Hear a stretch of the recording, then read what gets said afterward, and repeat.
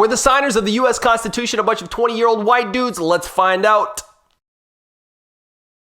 Hey, what's up? My name is Todd Cade, and this is What Gives You the Right. And today we are talking about the ages of the signers of the Constitution. But I think we've got to have a little bit of context before we talk about that. I've seen people conflate the signers of the Declaration of Independence with the signers of the Constitution. And they sort of, because these are two founding documents, they just kind of smash them together and sort of make them one thing. But that could not be further from the truth. And to really understand this, we really have to go back to 1776, which of course was when we signed the Declaration of Independence. 56 dudes got together and signed this document, now known as the Declaration of Independence, that is generally given credit to Thomas Jefferson as the author. Of course, there were other people involved with that, but he sort of gets the credit for writing it. It's really important to understand that the Declaration of Independence had absolutely zero to do with governing the United States colonies, but had more to do with listing a series of grievances against Great Britain. I'm sure you've heard of taxation without representation. Holy taxation! But essentially, the most important part was that these guys were signing a death warrant. This was treasonous. They were saying, Great Britain, we no longer accept you as our authority. We are now in control of ourselves. We no longer belong to you. That's a bold move.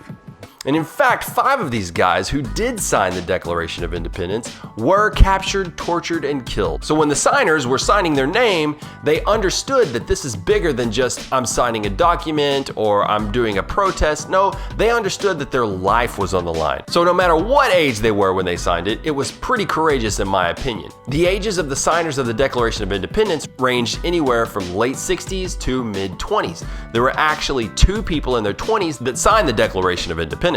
Their names were Thomas Lynch Jr. and Edward Rutledge, and they were both 26 years old when they signed the Declaration of Independence. Okay, so after that, of course, we have what we now know as the Revolutionary War, and then the colonies were sort of left to govern themselves. They were joined together by this document that they had called the Articles of Confederation that sort of linked them together, but really didn't have any higher authority. So for the next several years, each of these colonies governed themselves. They each had their own constitution or pact or some sort of document that governed each colony. So when the summer of 1787 rolls around, 11 years after the signing of the Declaration of Independence, 55 delegates from 12 of the 13 colonies, excluding Rhode Island, they opted not to come, got together in what we now know as the Constitutional Congress. They decided that instead of trying to improve the Articles of Confederation, that they needed an entirely new document, a constitution for the United States of America. Instead of having 13 different constitutions governing each individual state,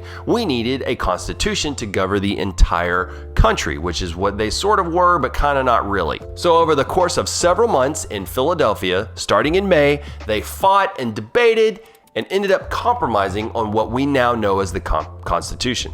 And the Constitution really gave a lot more authority to the federal government. Some of the ways in which it was different from the Articles of Confederation: a strong central government, a national judiciary, the power to tax, the ability to make amendments to it, a system of checks and balances, and one of the most important pieces later, but it happened later, was the Bill of Rights. And this document was signed in September of 1787 by 39 of the original 55 delegates. And then over the next couple of years, it was ratified by the individual states. So now it's the big question. How many signers of the United States Constitution were 20-year-old white guys? The oldest signer of the United States Constitution was Benjamin Franklin, and he was 81 years old. 3 of them were in their 60s, 13 in their 40s, and 3 white dudes in their 20s signed the United States Constitution. And they were Jonathan Dayton, Richard Speight, and Charles Pinckney. So I think it's pretty important to understand that it was a very diverse group of people that got together from an age perspective,